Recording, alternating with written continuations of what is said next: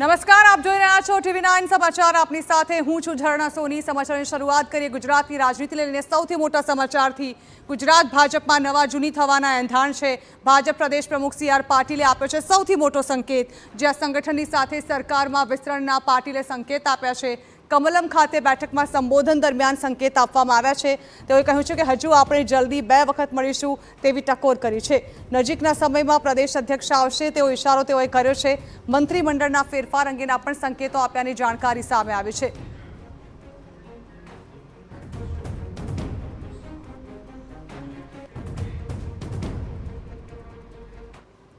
તો આ અંગે વધુ માહિતી આપવા અમારા પોલિટિકલ એડિટર કિંજલ મિશ્રા અમારી સાથે જોડાયા છે। સીધા જે કિંજલ પાસે। કિંજલ, CR પાટીલનો આ સંકેત કઈ તરફ ઇશારો કરે છે?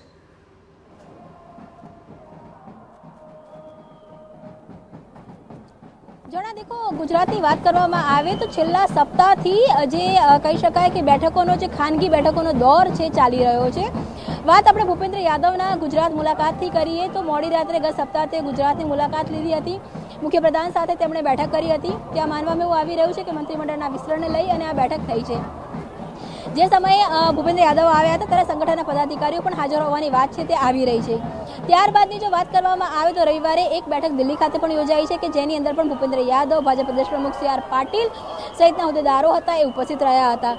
આ તમામ વસ્તુઓની કડી ત્યારે મળી છે જાણા કે જ્યારે આજે બેઠક થઈ અને બેઠકમાં CR પાટીલે પોતાના હળવા અંદાજમાં કીધું કે હજુ આપણે નજીકના ભવિષ્યમાં 2 વખતે મળીશું અને ગણેશજીને પ્રાર્થના કરવામાં આવે કે હવે સૌ સારાવાના થાય। એટલે સ્વાભાવિક છે કે 2 વખત મળવાનો મતલબ એ છે કે જ્યારે પણ સંગઠનના નવા પ્રમુખ આવતા હોય છે, પ્રદેશ પ્રમુખ આવતા હોય છે ત્યારે સ્વાભાવિક છે કે તેમની માટે એક મહત્વપૂર્ણ બેઠક છે તે બોલાવવામાં આવતી હોય છે। અને બીજી વખતનો મતલબ એ થાય છે કે મંત્રીમંડળનો વિસ્તરણ જ્યારે થવાનું હોય છે ત્યારે એ જે શપથવિધિ હોય છે ત્યારે પણ તમામ જે ધારાસભ્યો છે અથવા તો જે પણ લોકો કહી શકાય કે સંકળાયેલા છે તેમને બોલાવવામાં આવતા હોય છે। એટલે આજે આપણે તેમને પોતાના હળવા અંદાજમાં આ વાત છે તે કહી દીધી છે।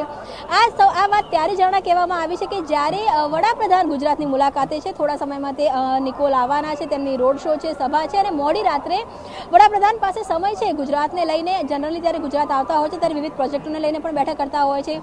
મુખ્યપ્રધાન અહીંયા હાજર છે, ભાજપ પ્રદેશ પ્રમુખ ઉપસ્થિત છે અને સંગઠનના પદાધિકારીઓ પણ ઉપસ્થિત છે। તો તેવા સંજોગોમાં સ્વાભાવિક રીતે જ્યારે વડાપ્રધાન આવતા હોય અને ગુજરાતની જ્યારે વાત હોય તો સીધી દેખરેખ વડાપ્રધાન અને કેન્દ્રીય ગૃહપ્રધાન લેતા હોય છે। તો માનવામાં આવી રહ્યું છે કે નજીકના ભવિષ્યની અંદર ન માત્ર પ્રદેશ પ્રમુખ પરંતુ મંત્રીમંડળનું વિસ્તરણ પણ છે તે થઈ શકે છે। અને એના સંકેતો આજે ભાજપ પ્રદેશ પ્રમુખ CR પાટીલે જે બેઠકમાં પોતાની જે વાત કરી રહ્યા હતા ત્યારે તેમણે ખડવા અંદાજમાં પોતાની વાત કરી હતી કે જે સ્પષ્ટ કરી રહ્યું છે કે ઓગસ્ટ અંત સુધીમાં કે કહી શકાય સપ્ટેમ્બરના પ્રથમ વીકની અંદર સરકાર અને સંગઠન બંનેમાં ધરમૂળથી ફેરફાર છે તે આવી શકે છે।